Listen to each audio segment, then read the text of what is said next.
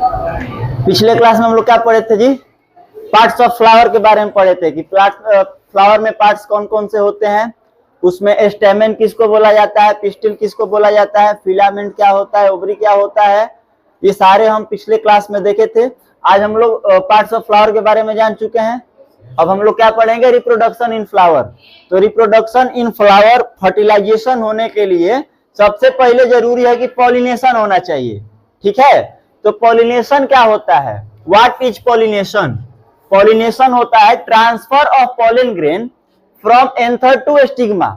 मतलब pollen grain का transfer होता है कहां से कहां? एंथर से स्टिग्मा में। मतलब एंथर से स्टिग्मा में पॉलन ग्रेन का ट्रांसफर हो जाना ही क्या कहलाता है? पॉलिनेशन कहलाता है। ठीक है, एकदम सिंपल है। Transfer of pollen grain from anther to stigma मतलब पॉलन ग्रेन का ट्रांसफर कहां से कहां तक? देखोगे अंदर से सिवान तक। ठीक है, मतलब पॉलन ग्रेन का ट्रांसफर एंथर से स्टिग्मा में होता है तो क्या कहलाता है? पॉलिनेशन कहलाता है। अब ये दो प्रकार का होता है, एक होता है सेल्फ पॉलिनेशन, दूसरा होता है क्रॉस पॉलिनेशन। सेल्फ पॉलिनेशन मतलब एक ही फूल होता है, उसी का एंथर और उसी का पॉलन ग्रेन जो है, उसी के एंथर से पॉलन ग्रेन लेकर के और स्टिग्मा में क्या हो जाता है? अटैच हो जाता है। तो इसको हम लोग क्या कहते हैं? सेल्फ पॉलिनेशन कहते हैं। क्या कहते हैं? और मान लो एक फूल है, इसका एंथर से जो है पॉलन ग्रेन लिया जा रहा है और दूसरे फूल पे जाके छोड़ा जा रहा है, तो वो क्या कहलाता है? तो अब इसके बीच में मान लो एक फूल है, दूसरे फूल पे जा रहा है, तो कोई ना कोई तो लेके जा रहा होगा, अपने से तो चला नहीं जाएगा। तो एजेंट्स ऑफ पॉलिनेशन, पॉलिनेशन में कौन कौन हिस्सा लेते हैं? एजेंट मतलब क्या? ट्रांसफर करने काम करे। दलाल समझते हो ना, हम लोग के गांव में चाहे हम लोग के भाषा में जो दलाल बोला जाता है, वही पॉलिनेशन के दलाल, एजेंट। ठीक है, सबसे पहले इंटोमोफिली है। इसमें क्या है? इंसेक्ट। कौन हिस्सा लेते हैं इसमें? इंसेक्ट, कीड़े मकोड़े। जैसे क्या हो गया?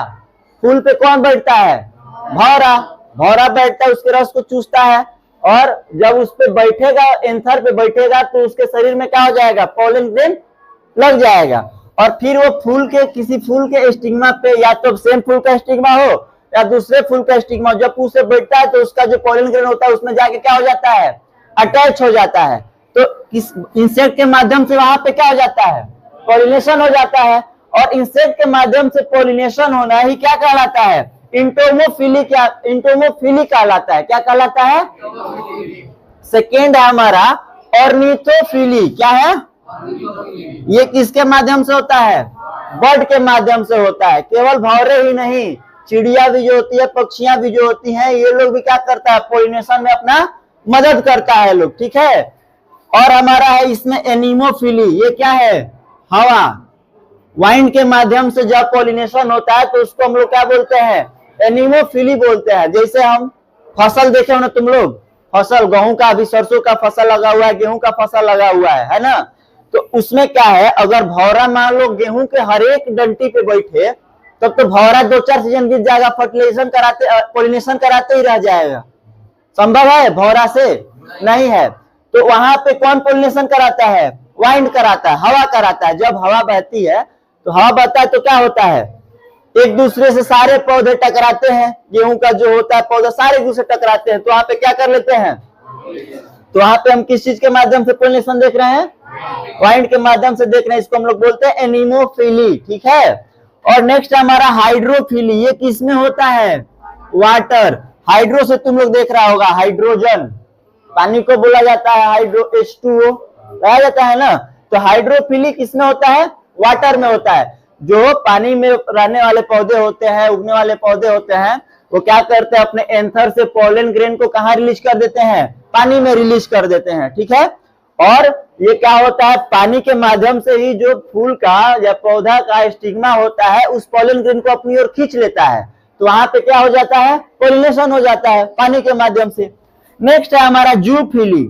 मतलब ये तो बड़े बड़े जीवों के द्वारा होता है, एनिमल के द्वारा हो जाएगा या ह्यूमन के द्वारा हो जाएगा। ठीक है, जैसे आप लोग बाग बगीचों में जाते हैं तो वहां पे फूल वगैरह लगा होता है, तो क्या करते हैं, ऐसे फूल को टच करके और आगे बढ़ते जाते हैं कि बहुत सुंदर फूल है। तो वहां पे आपके हाथ के माध्यम से क्या हो जाता है, पॉलिनेशन हो जाता है। जानवर भी वहां पे पॉलिनेशन करा सकते हैं। आप लोग को एग्जाम्पल वो भी फोटो वाला देख सकते हैं। अपना जाते हैं आप लोग फोटो खींचने के लिए, मान लो वहां पे पीछे बहुत सुंदर फूल वगैरह है, तो आप लोग फोटो खींच ले रहे हैं। तो आप फोटो खींचने के लिए यहाँ पे बैठिएगा जब, तो आपके क्या हो जाएगा, कंधे में लग जाएगा। फिर आप जाके देखेंगे दूसरे जगह बहुत अच्छा फूल है, उससे अच्छा फूल है, वहां पे बैठेगा फोटो लेने के लिए, तो वहां पे भी क्या हो जाएगा, लग जाएगा। तो कहाँ हो जाएगा, वहां पे पॉलिनेशन हो जाएगा। ठीक है। विश्व का सबसे बड़ा फूल कौन है, रेफ्लेसिया है। उसमें पॉलिनेशन जो है जूफिली के द्वारा ही होता है, एलिफेंट के माध्यम से, हाथी के माध्यम से। ठीक है, क्लियर। पॉलिनेशन समझ गए ना आप लोग, एजेंट ऑफ पॉलिनेशन भी समझ गए। दो प्रकार का होता है, सेल्फ पॉलिनेशन और क्रॉस पॉलिनेशन। ठीक है। अब नेक्स्ट इसमें आप लोग को फर्टिलाइजेशन हम बता देंगे। तब तक के लिए जय हिंद।